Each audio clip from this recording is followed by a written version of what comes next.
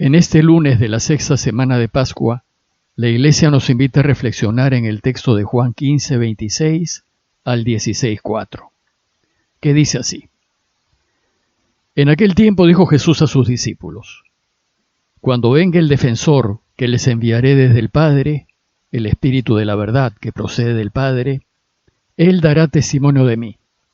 Y también ustedes darán testimonio, porque desde el principio están conmigo. Les he hablado de esto para que no tambaleen. Los excomulgarán de la sinagoga, más aún, llegará incluso una hora cuando el que les dé muerte pensará que da culto a Dios. Y esto lo harán porque no han conocido ni al Padre ni a mí. Les he hablado de esto para que cuando llegue la hora se acuerden de que yo se los había dicho. Han pasado ya 5 semanas de la resurrección de Jesús y faltan otras 2 más para que concluya el tiempo de Pascua, que como saben termina con la gran fiesta de Pentecostés. Pero, un poco antes de Pentecostés, 40 días después de la resurrección, la Iglesia recuerda la ascensión de Jesús. Este importante acontecimiento lo celebraremos el domingo próximo. Bueno, pues durante estas 5 semanas que han pasado, las reflexiones diarias de los evangelios han seguido un camino pedagógico muy claro. La primera semana fue la gran celebración de la resurrección y de las apariciones del resucitado. Había que celebrar, y la Iglesia se alegra con una alegría incontenible. Las 2 semanas que siguieron fueron dedicadas a enseñarnos aquello que se requiere para participar de la Iglesia y participar así de la vida eterna que Él nos ofrece. Para ello se nos invitó a reflexionar en el bautismo y en la Eucaristía, que son los 2 sacramentos con los que se inicia nuestro caminar en la Iglesia. En las otras 2 semanas, las reflexiones diarias se dedicaron a enseñarnos las exigencias de ser miembros de la Iglesia. Si queremos ser miembros de la Iglesia y alcanzar la vida y la felicidad que Jesús nos ofrece, debemos llevar una vida ejemplar, recta, justa, honesta. Finalmente, en esta sexta semana de Pascua, que empezamos ayer, las enseñanzas de la Iglesia están dedicadas a 2 temas principales. Primero, a anunciar a los suyos la venida del Espíritu Santo, que es el regalo que les dejará el Señor al partir de vuelta al Padre. Y segundo, a animar y consolar a sus discípulos ante la inminencia de su partida. El relato que les acabo de leer nos advierte lo que sucederá cuando Jesús parta. Y sucederán 2 cosas. Primero, les anuncia que les enviaré el Espíritu Santo, el Espíritu de la verdad, y luego les anuncia que por vivir en la verdad, ellos tendrán problemas. Veamos estas 2 partes del texto de hoy. Primero entonces es el anuncio de la llegada del Espíritu Santo. Y el texto empieza diciendo: Cuando venga el defensor que les enviaré desde el Padre. La palabra del texto griego es parácletos, que significa defensor, consolador, abogado, aquel que nos defiende y aboga por nosotros. Este defensor que vendrá es el Espíritu Santo. Y es importante que sus discípulos sepan que si bien Él partirá, ellos no quedarán desamparados. Dios se encargará directamente de defenderlos y será nuestro abogado, el que dará la cara por nosotros cuando nos ataquen. Y también dice el texto que este defensor se los enviará Jesús mismo, una vez que vuelva al Padre. Y este defensor vendrá en su nombre por encargo suyo. Dice el texto que se trata del Espíritu de la verdad que procede del Padre. El Espíritu Santo que Jesús nos enviará para que nos defienda es un espíritu de verdad. Él nos defenderá con la verdad. Y la verdad, como sabemos, es invencible. Por eso, si queremos ganar y que nos vaya bien en la vida, debemos elegir decir la verdad siempre, aunque a veces decirla nos meta en problemas. Pero la única manera de ganar y que el triunfo permanezca es diciendo la verdad.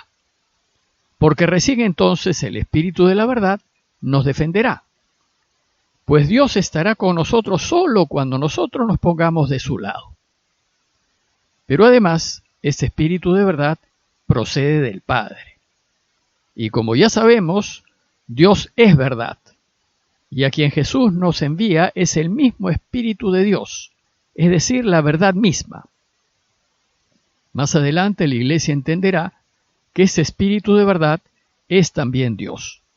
Por eso creemos y afirmamos que Dios es uno, pero que es Padre, es Hijo y es Espíritu Santo. Pero esto no lo entienden los que son del mundo, los que siguen los criterios del mundo, los que no viven según la verdad, sino según sus conveniencias personales. Recordemos, por ejemplo, cuando Pilatos estaba cuestionando a Jesús antes de mandarlo a crucificar, Jesús le dijo: «He venido al mundo para dar testimonio de la verdad, y todo el que es de la verdad, escucha mi voz». Y Pilatos le respondió: «¿Y qué es la verdad?», como diciéndole: «¿De qué hablas? La verdad es relativa, y yo la hago a mi medida». Ante esta respuesta, Jesús se quedó callado, pues si bien es cierto que hay verdades relativas, la verdad es absoluta, porque Dios es verdad. Bueno, pues este Espíritu de verdad, y que dice solo verdad, dará testimonio de Jesús. Dice Jesús: «Él dará testimonio de mí». Y les dice también: «Y también ustedes darán testimonio, porque desde el principio están conmigo». Es decir, ustedes ya han aprendido que hay que vivir siempre en la verdad, y que ninguna mentira, por muy pequeña o blanca que sea, es aceptable. Ninguna. Siempre hay que decir la verdad. La mentira, por mínima que sea, nos pone en la oscuridad, nos aleja de Dios, pues es incompatible con Él. Esto nos lleva a la segunda parte del relato de hoy. Si nosotros elegimos seguirlo, y si elegimos decir siempre la verdad, entonces tendremos problemas. Por eso la segunda parte del relato dice: «Les digo esto para que no se escandalicen». Escandalizar es un verbo griego que expresa esa sensación que uno tiene cuando le quitan el piso. Escandalizarse indica más bien asombrarse, sorprenderse, desconcertarse. ¿Y de qué se pueden escandalizar o sorprender sus discípulos? Jesús les advierte que no deben sorprenderse si por decir la verdad tienen problemas. Más aún les advierte que los tendrán y les dice: «Los expulsarán de las sinagogas». Jesús y todos sus discípulos fueron judíos practicantes e iban a las sinagogas para aprender acerca de la ley de Moisés, practicaban sus ritos y oraciones y observaban sus leyes, como el descanso del sábado. Y en los primeros años de la Iglesia, el grupo de Jesús se distinguió de los demás grupos judíos porque afirmaba que Él era el Mesías y que había que vivir según su camino.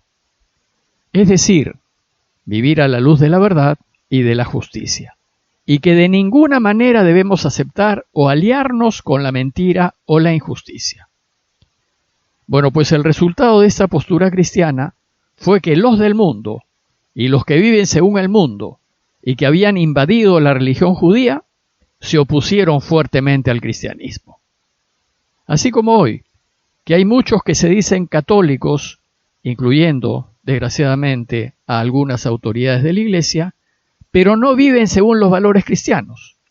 Viven según los valores y criterios del mundo y les gusta el dinero, la figuración y el poder.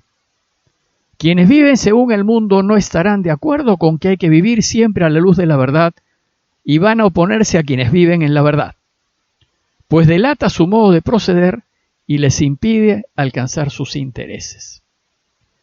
Esto hizo que algunas autoridades judías, las que eran del mundo, hiciesen lo posible por echar a los primeros cristianos y separarlos de las sinagogas.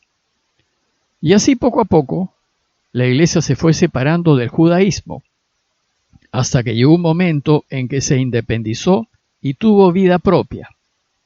Y algunos sostienen que esto sucedió a inicios del siglo II. Bueno, pues sucede que quienes no viven plenamente a la luz de la verdad, les molesta que se les cambie, como ellos dicen, su religión. Les molesta que se cuestione su modo de vivir, que se les cuestione su falta de coherencia, y entonces rechazan al cristianismo y a la iglesia. Y están tan poseídos por los criterios del mundo que van a creer que están haciendo lo correcto.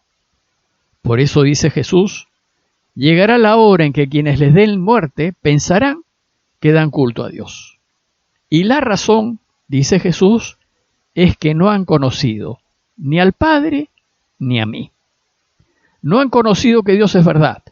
No han conocido que Él es justicia. No han conocido que es vida.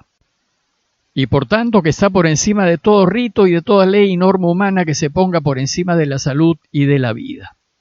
Jesús concluye su enseñanza diciendo, les he hablado de esto para que cuando llegue la hora se acuerden de que yo se los había dicho. Es decir, tomen nota, les dice, y no se sorprendan y sepan que cuando vivan en la verdad tendrán dificultades. Pero no se preocupen, tendrán un defensor abogando por ustedes, el Espíritu Santo. Como conclusión, los invito a revisar nuestras vidas y a preguntarnos, ¿este Espíritu de la verdad que Dios envió a los suyos vive en mí? En todo lo que hago, hasta en lo más pequeño, ¿siempre vivo en la verdad? ¿Es vivir en la verdad aquello que funda mi vida? ¿Puedo recordar en mi vida haber pasado malos ratos por decir la verdad? Y en estos casos, ¿he sentido a Dios a mi lado?